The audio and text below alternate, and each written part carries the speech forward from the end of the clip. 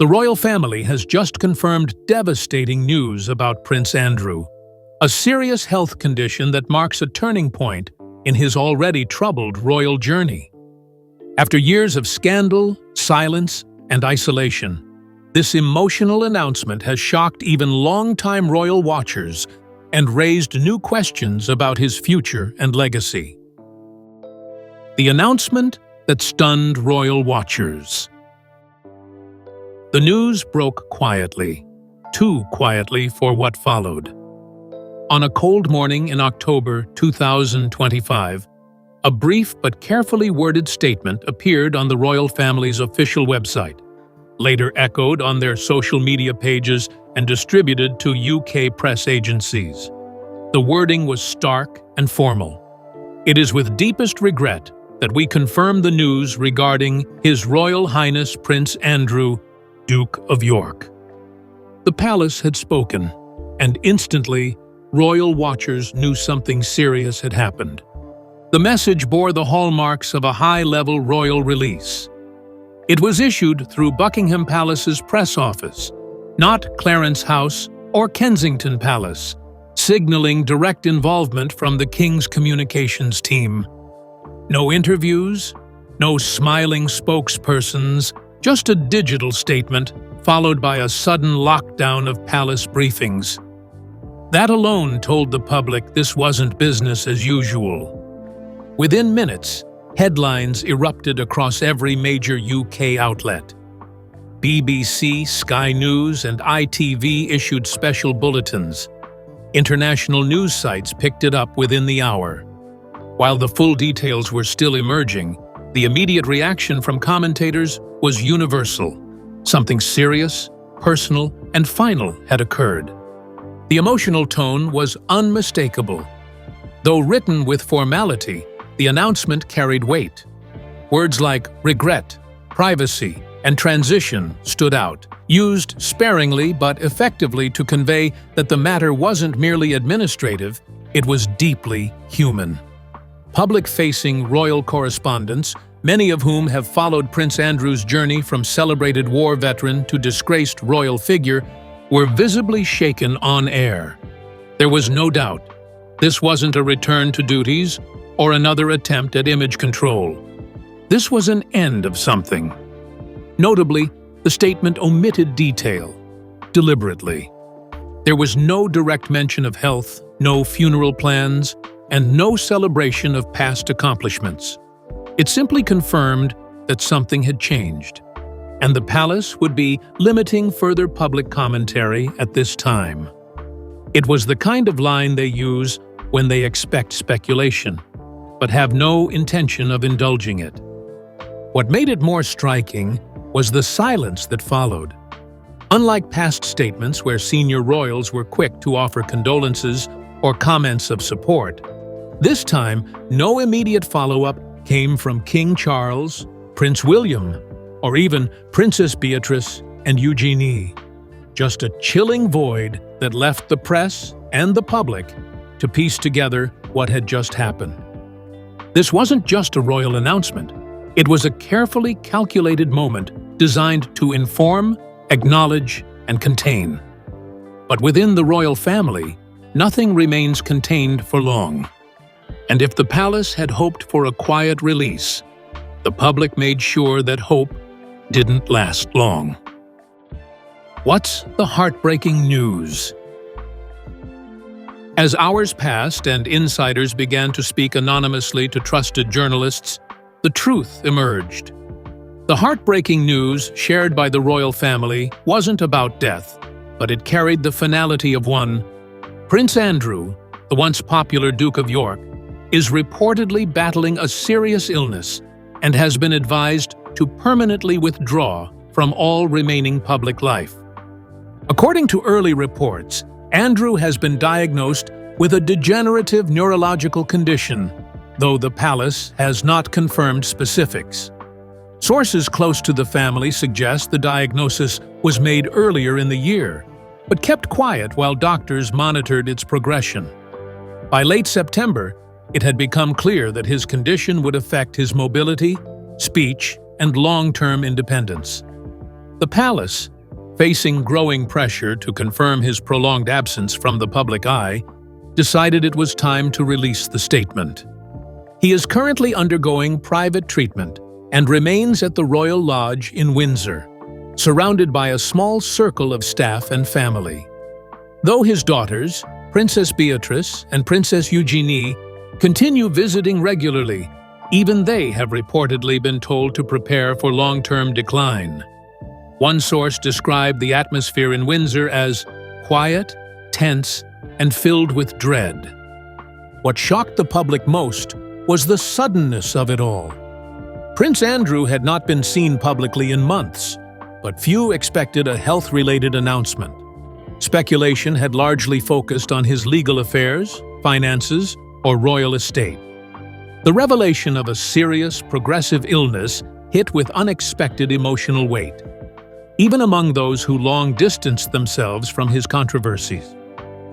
There are no current plans for a memorial or tribute, as the prince is still alive. But insiders confirm there will be no return to public life, not even in ceremonial capacity. His remaining patronages have been quietly redistributed, and any talk of rehabilitation, social or royal, is over.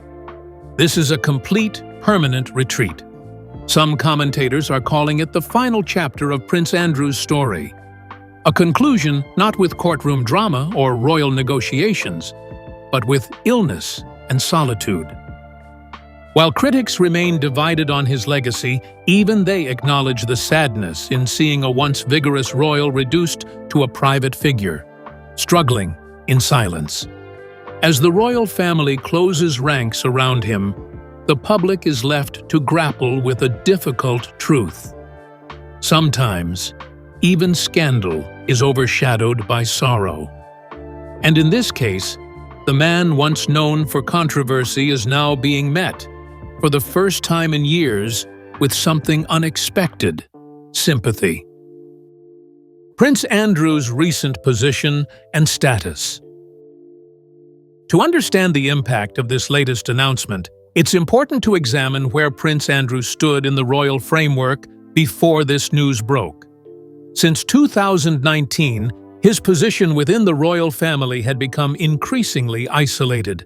Once celebrated as a Falklands War hero, Andrew's descent into disgrace began with his connection to convicted sex offender Jeffrey Epstein, a scandal that permanently altered his royal identity. Following his catastrophic Newsnight interview in November 2019, where he denied allegations and failed to express sympathy for Epstein's victims, public opinion turned sharply against him. Within weeks, Buckingham Palace confirmed that Andrew would step back from royal duties for the foreseeable future. That foreseeable future became permanent. In January 2022, after increasing legal pressure and public outrage, Queen Elizabeth II stripped him of all military titles and royal patronages. He was also barred from using the style His Royal Highness in any official capacity. Since then, Andrew has lived largely out of sight at the Royal Lodge, a 30-room mansion in Windsor Great Park, where he reportedly lives rent-free under a long-term lease. He receives no public funding and has relied on private support, primarily from the late Queen's estate and possibly his brother King Charles, though the details remain closely guarded. Despite legal settlements and ongoing public distrust, Andrew has attempted subtle comebacks over the last 2 years. He was briefly seen walking behind Queen Elizabeth's coffin during the 2022 state funeral, and again during coronation events in 2023. But his role was strictly ceremonial. There were no speeches, no engagements, and certainly no return to active royal life. Each appearance was met with mixed reactions, from public anger to uncomfortable silence. His relationship with his daughters, Beatrice and Eugenie, remains strong. Both have continued with public-facing roles, carefully distanced from their father's reputation. However, even they have maintained a low profile, rarely commenting on their father's situation. Internally, Andrew's role in the family has been minimal. He is not part of King Charles's core working royal team, which now centers around Prince William, Princess Catherine, and a handful of senior figures. With each passing year, Andrew faded further from relevance. And yet, the announcement of his serious illness changes the tone. While many still associate him with scandal, this news reframes the conversation. The legal disgrace hasn't disappeared, but it is now competing with a far more human narrative: illness, vulnerability, and the quiet fall of a royal who once stood near the center of power. History of controversies shadowing Andrew. Before sympathy, there was scandal. Prince Andrew's legacy is permanently stained by years of controversy, legal fallout, and one of the most damaging interviews in royal history. Though he now faces declining health, it's impossible to discuss public reaction without revisiting the series of events that led to his fall from grace. Andrew's connection to Jeffrey Epstein surfaced as early as 2010. But it wasn't until 2019 that pressure mounted into a full-blown crisis. After Epstein's arrest and subsequent death in U.S. custody, questions emerged about Andrew's longtime friendship with the financier. Allegations surfaced that he had engaged in sexual misconduct, accusations he strongly denied. In an effort to clear his name, Andrew agreed to sit down for a televised interview with BBC's Newsnight, hosted by Emily Maitlis. The result was catastrophic. Andrew came across as cold, evasive, and unrepentant. He claimed he had no recollection of meeting his accuser, Virginia Giuffre, and famously said he could not have been with her on the night in question because he was at a Pizza Express in Woking, a line that became a national punchline overnight. The backlash was immediate and overwhelming. Within 48 hours, the palace announced that Andrew would step back from public duties, and over the next year, he lost virtually all his ceremonial roles. In 2022, he reached an out-of-court financial settlement with Giuffre, reportedly worth £12 million, without admitting guilt, but the damage was irreversible. Attempts at image repair were largely unsuccessful. Public trust never returned. Protests erupted when he appeared at the Queen's memorial service, and even quiet appearances sparked backlash on social media. Every effort at re-emergence only reminded the public of what had never been addressed publicly. The unanswered questions, the silence, and the privilege many believed he continued to enjoy behind the scenes. In the background, Andrew tried to keep a low profile, riding horses in Windsor, occasionally attending family functions, and staying out of the press. But the silence didn't equate to forgiveness. For many, he remained a symbol of royal arrogance and unaccountability, a private man protected by public power. Now, as the royal family announces his declining health and full retreat from public life, his past comes rushing back. For some, it softens their perception. For others, it feels like an escape from justice. Either way, his legacy has been written in controversy, and illness may now become the quiet final chapter of a royal life overshadowed by scandal.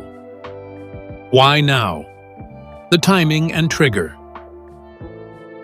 The question on everyone's mind is simple. Why now? Why has the palace chosen this moment, after years of silence, to reveal such a personal and life-altering update about Prince Andrew? Insiders say this wasn't a voluntary move. The palace had reportedly been sitting on news of Andrew's declining health for months, hoping to manage it privately. But a combination of external pressure and internal tension forced their hand. Media outlets had begun quietly investigating his absence from public life. Rumors were circulating among press insiders and royal watchers about possible health concerns, especially after Andrew missed several private family gatherings earlier this year. The palace knew that if they didn't get ahead of the story, someone else would. There's also the question of King Charles's leadership. As monarch, he's made transparency and control key to his reign. Allowing speculation to spiral about his brother's condition would only reflect poorly on the family's integrity. Sources say Charles personally approved the decision to release a statement, not out of sentiment, but to protect the monarchy's image from being dragged into another spiral of conspiracy and chaos. At the same time, some believe this announcement was preemptive.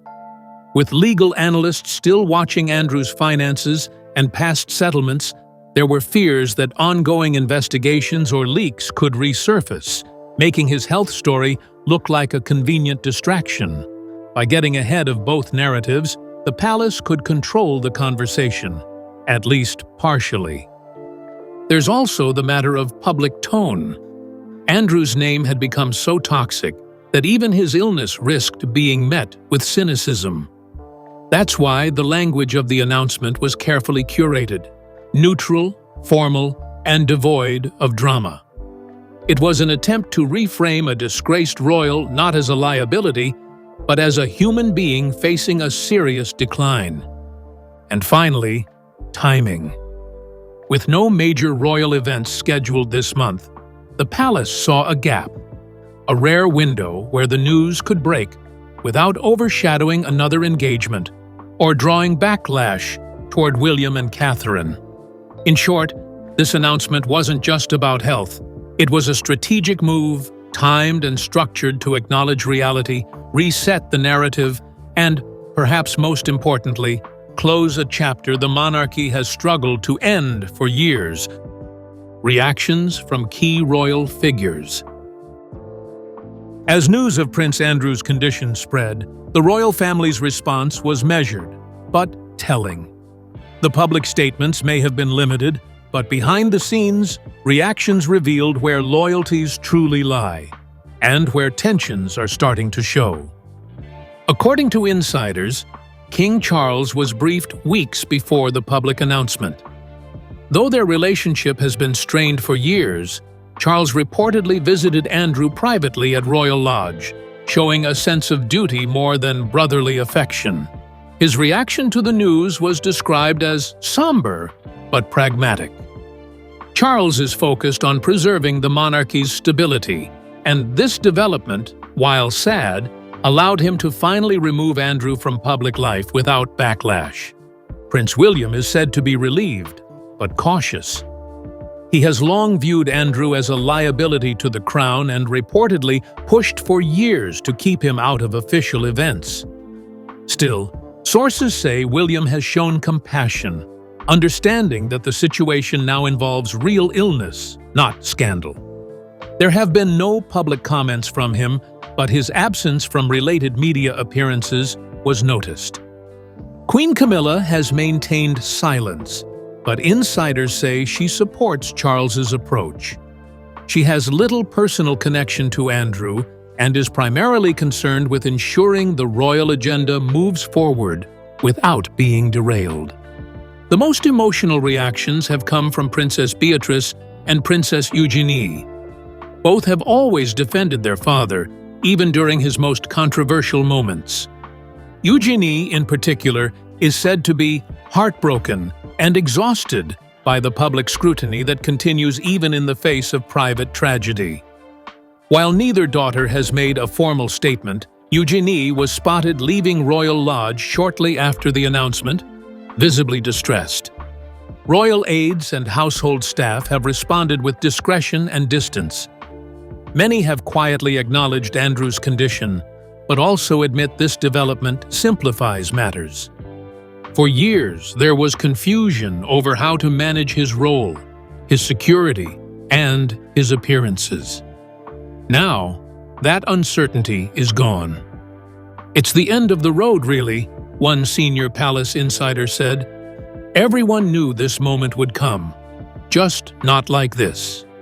In public, the monarchy remains composed, but internally, this development has shifted emotional dynamics within the family. Not everyone is mourning. But almost everyone is recalculating what comes next. Media and public response. Sympathy or scandal? As soon as the announcement about Prince Andrew's health went public, the media response split down the middle. On one side was sympathy, a deeply human reaction to the news of someone facing a serious, degenerative illness. On the other was cynicism, built from years of scandal that many felt could not be erased by sickness alone. Mainstream outlets like the BBC, The Telegraph, and The Times handled the news cautiously. Their coverage focused on the palace's official statement, the history of Andrew's withdrawal from public duties, and the shift this moment could bring.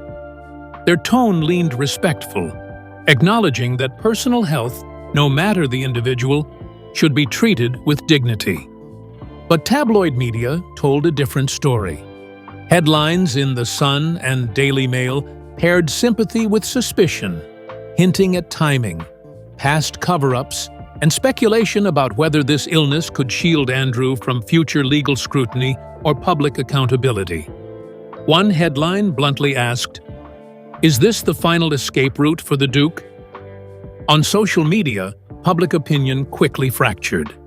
Hashtags like #PrinceAndrew, #RoyalAnnouncement, and #WindsorScandal began trending within hours. Thousands of posts poured in, some expressing empathy for his daughters and family, others accusing the palace of manipulating the narrative to draw focus away from Andrew's past ties to Epstein. Still, a surprising number of voices took a softer tone. People who had once been vocal critics shared personal stories of dealing with neurodegenerative illnesses, saying no one should face such a diagnosis without compassion, no matter their history. Comment sections filled with debates as users asked whether one's legacy should be redefined by illness or whether some reputations are beyond redemption. The divide was clear: those who believed in humanizing the prince in his final chapter, and those who saw the timing as calculated damage control. "I don't condone what he did," one commenter wrote, "but I also wouldn't wish this illness on anyone." The broader impact is ongoing. Trust in the palace remains fragile, and every public reaction, from journalists to TikTok creators, adds another layer to how this story is received. Sympathy is there, but it's complicated, and it's not universal. Implications for his legacy and role in history.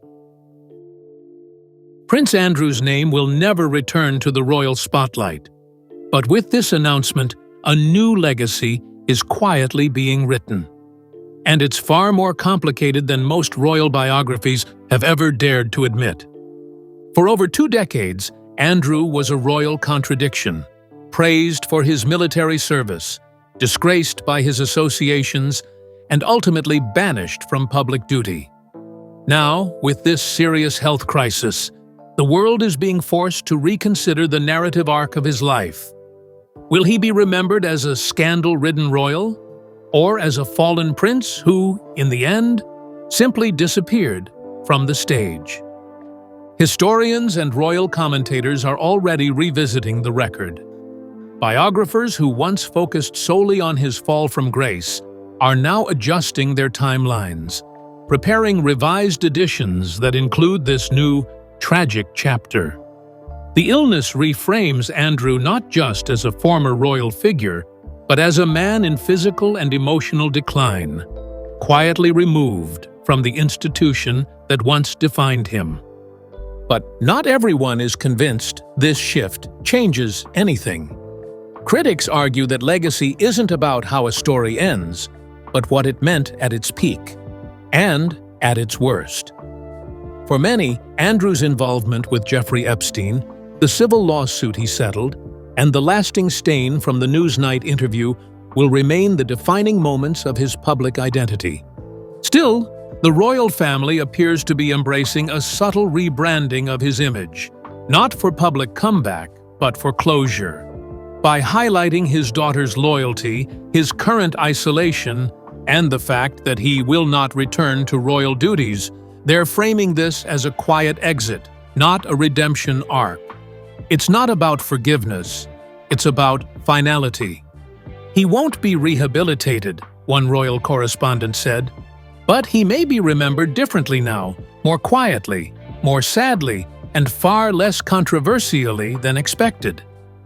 The real question is whether this announcement will overshadow his past, or simply fade behind it.